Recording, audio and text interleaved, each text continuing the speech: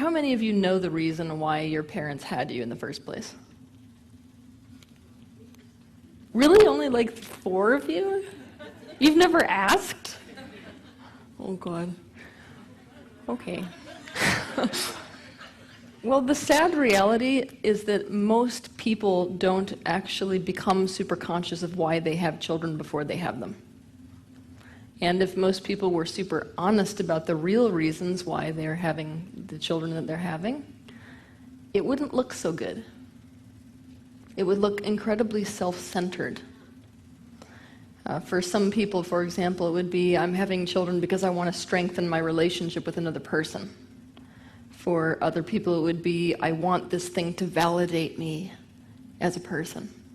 Right? There's lots of these types of reasons, but parents can't admit to them because, of course, if they did, it would make them bad. And badness is the enemy of the human ego. So literally, our consciousness is going to prevent us from knowing those answers at all costs.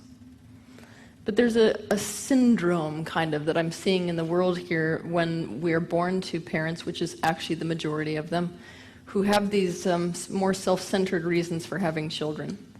And I'm going to be teaching about this around the world. You're the first audience to be hearing about this. I'm calling it the doll complex.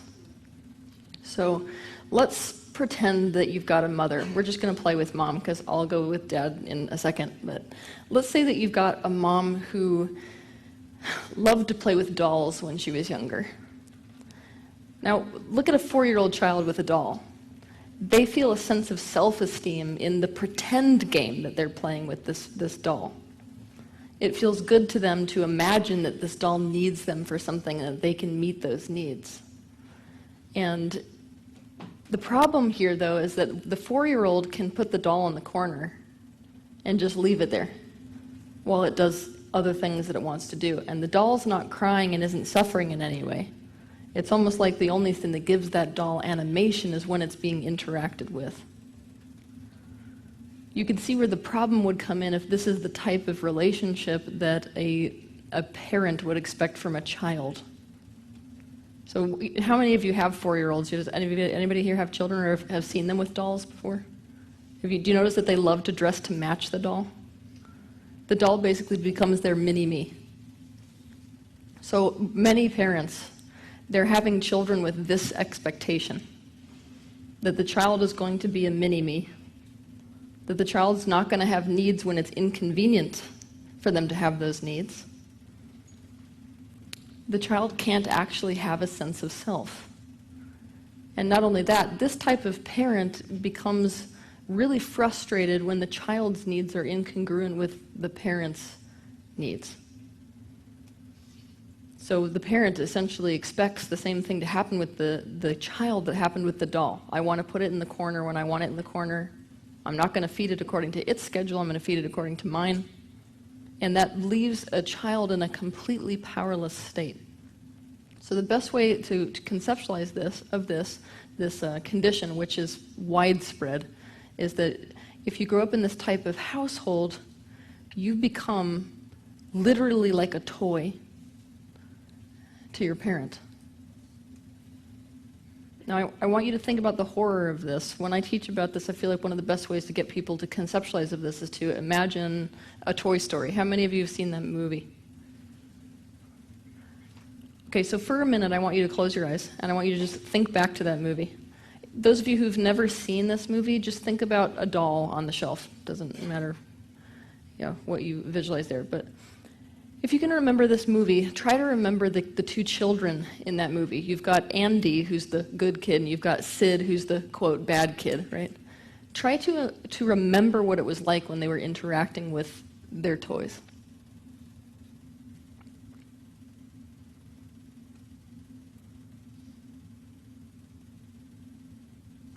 I want you to see that even the good kid has 0 attunement.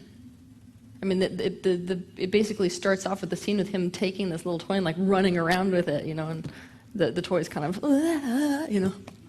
because there's no attunement to the experience of that toy. It's, this thing is here for my use. Now, obviously, what this child gets out of it is this very special relationship. So he basically has to trade his identity for the very special closeness that he gets with this child. Now, do you notice the other kid? What does he do when he unwraps the toy and is unsatisfied with it? He either throws it in the corner of the room or rips it in half and blows it up, right? These are the two types of parents that you get if you have parents that wanted a doll instead of a child or a mini-me. Basically, they wanted an animated doll. I want something that can interact with me, but according to my needs. It's a terrifying experience, and it's one that the majority of children are actually experiencing today. And as we progress through this workshop, you're going to actually wake up to the fact that this was the reality for many of you in this room. When your parents have this type of a relationship with you, you do not have your own needs. You do not have your own thoughts. You can't have your own preferences. You can't have differences from this parent because it's a threat to them. Now, there are two ways that this goes. Either you become the kid who can comply, or you become the kid that can't. And both lead to disastrous ends for adult relationships. If you're the child who can comply, it's almost like you're the doll who can control its animation. And by being able to control your animation, you end up in a void. There are two types of voids here, okay? This first one, the void of the kid who can comply, is that you have to get rid of yourself completely for the sake of that very special relationship. And that void is, I may have an impulse or an urge, something that defines me uniquely, but I don't get to have it. So you're almost taking all of those aspects and hiding them, and what is at the core of your self-concept is a deep and visceral shame.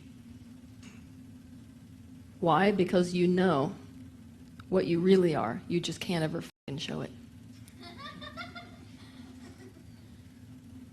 And you're going to watch people live their life and succeed, and you're going to resent them.